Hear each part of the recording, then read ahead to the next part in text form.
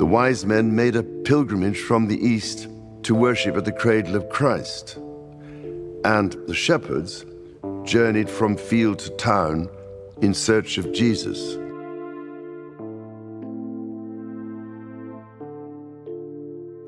Nobody saw this coming. Not the royal correspondents, not the palace press office, not even the people who have spent decades tracking every move the British royal family makes. And yet here we are, watching a young woman who has spent her entire life almost deliberately invisible, suddenly become one of the most quietly talked about figures in the modern monarchy. Her name is Lady Louise Windsor, and the story of how she got here is far more interesting than any headline could capture.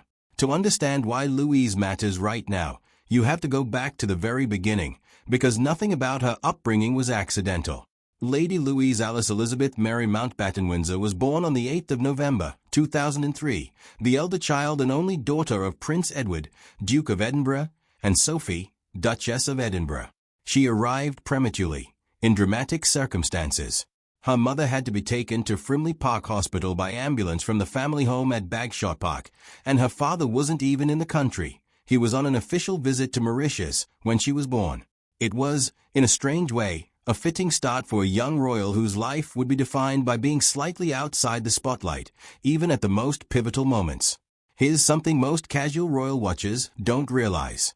Louise was technically entitled to be a princess. Under the terms of the 1917 letters patent, she would otherwise hold the title Princess Louise, since that document assigned princely status to all children of a monarch's sons.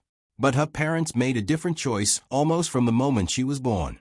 When Edward and Sophie married, Queen Elizabeth II announced that their children would be styled as the children of an Isle rather than as a prince or princess. And crucially, in 2020, Sophie clarified that Louise retained her royal title and style but could choose for herself, from the age of 18, whether to actually use it. That detail matters enormously, because it tells you everything about the philosophy Edward and Sophie built their household around. They didn't strip their children of royal status. They gave them the choice. And when Louise turned 18, she made her decision. She stayed Lady Louise, not Princess Louise. It was a quiet statement, made without fanfare, and it set the tone for everything that's followed. Louise's path through her teenage years looked almost ordinary by royal standards, which is exactly the point. She attended St. George's School in Windsor Castle before moving to St. Mary's School Ascot in 2017, where she chose English, history, politics, and drama as her A-level subjects. She took part in the Duke of Edinburgh's Award, the same youth achievement scheme her late grandfather founded. There was no sense of a young royal being groomed for a grand institutional role.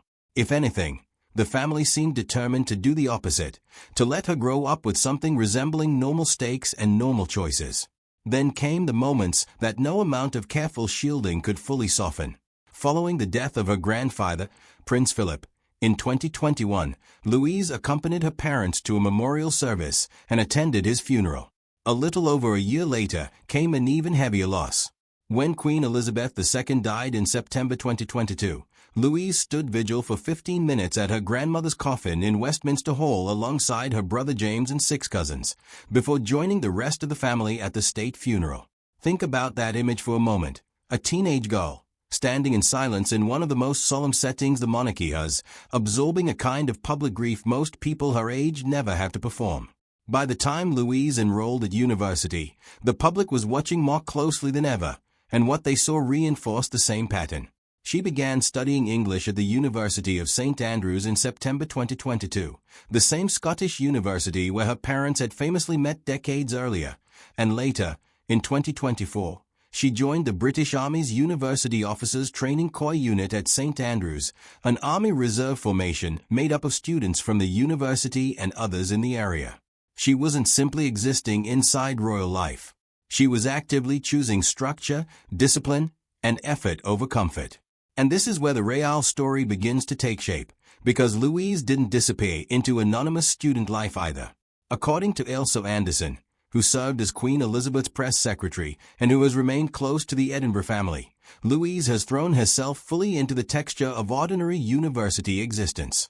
She's been a member of the Student Theatre Society, has joined the university's Officers Training Corps as a cadet, and is even said to have picked a job in the canteen. Anderson speaking on Hello, Royal podcast, described watching a photo of Louise sitting slumped on a train with her laptop open, clearly doing coursework on her way to or from university, and called her very, very grounded. But the detail that's really caught public attention this year is her summer job. Yes, an actual paid job. In May 2026, Louise worked as a chief organizer at the Royal Windsor Horse Show, helping to run what's described as a first concierge service for the event. This isn't a ceremonial appearance dressed up as work. Nick Brookswood, the director of the Royal Windsor Horse Show, has called her one of the chief organizers of the event and praised her close connection to the show. She's reportedly been doing this behind-the-scenes work at the show for several years, taking on the role every summer when she's home from university. It started small. According to insiders, Louise herself requested an office job during her university summer holidays and was described as very polite and helpful while she was put to work on administrative tasks like sealing envelopes. That's not the image most people carry of a royal in their head. There's no carriage, no tiara, no ribbon cutting. Just a young woman doing unglamorous administrative work because she asked for it. She comes by the instinct honestly. Louise has long had a passion for carriage driving, a hobby she picked up directly from her grandfather, Prince Philip, who himself was deeply associated with the Windsor Horse Show for decades. King Charles, notably, is the patron of the show, which means Louise's quiet, paid, working role takes place essentially in her uncle's own backyard, literally and institutionally. So why does any of this matter beyond a nice story about a hard-working young royal? Because the British monarchy is facing a genuine structural problem, and Louise sits right at the center of the conversation about how to solve it, whether she chooses to or not. With the deaths of both Queen Elizabeth II and Prince Philip, many royal patronages and institutional roles have been left without anyone to fill them, and it remains unclear how those responsibilities will be redistributed within an increasingly slimmed-down working royal family. That shortage has put names like Louise's directly into the speculation. One royal commentator has suggested that although Edward and Sophie did not originally plan for their children to carry out royal engagements or use the Her Royal Highness title, both Louise and her brother James might do so in the future, adding that it would be very helpful to the firm if they did. It's a notable shift from where the conversation stood just a few years ago. For most of her life, the official line from the family was clear and consistent. Sophie has previously said she believes it's unlikely Louise will use her title to carry out royal duties, emphasizing instead that she wanted her children to understand they would likely need to work for a living. Royal commentator Richard Fitzwilliams said as recently as a few years ago that there were no plans for Louise to become a working royal, since she was focused on completing her degree. That was the consensus for years. Louise was being deliberately kept off the working royal track. But consensus and certainty are two different things, and what's happened since suggests the door was never fully closed. Even amid that uncertainty, observers noted Louise had been appearing in public more frequently, including at events marking the Platinum Jubilee and during the vigil with her cousins at Westminster Abbey. Each appearance, however small, added another data point to a pattern that was forming in plain sight. Now, with her degree wrapping up, the question of what comes next has real weight behind it for the first time.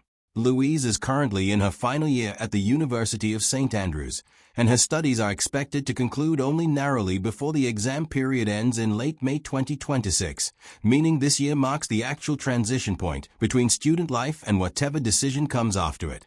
Anderson herself acknowledged that Louise will be an interesting one to watch once university life is behind her. What makes Louise's situation genuinely compelling isn't a dramatic palace announcement. It's the opposite. It's the accumulation of small, consistent choices that all point in the same direction. A young woman who keeps choosing effort, structure, and quiet usefulness over visibility. An insider close to the family described her as very grounded and down-to-earth, adding that you wouldn't know she was a royal, and noted that the idea to ask for the part-time job at the horse show was entirely her own. That single detail, that it was her idea, says more about her character than any official statement the palace could issue. There's also the matter of her brother. James, Viscount 7, is 18, and Anderson has described both children as particularly grounded, noting that the public rarely sees them on the balcony except at major set-piece events, allowing them to live something closer to a normal life despite their uncle being the king. Whatever path Louise eventually chooses, it seems clear her brother has been raised under the same philosophy, and the two of them may end up facing similar decisions in parallel. So where does this actually leave things?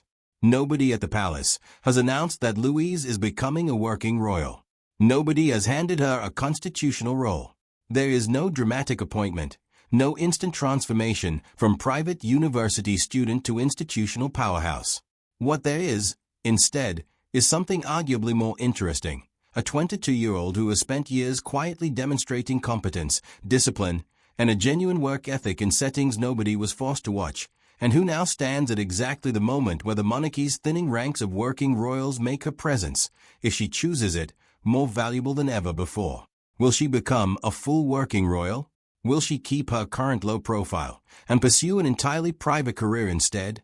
The honest answer is that nobody knows yet, including, by most accounts, Louise herself. What we do know is that whatever she decides, she'll have arrived at that decision the same way she's done everything else, quietly, deliberately, and entirely on her own terms. And given everything she's built so far, away from cameras and headlines, that might be exactly the kind of foundation the modern monarchy actually needs.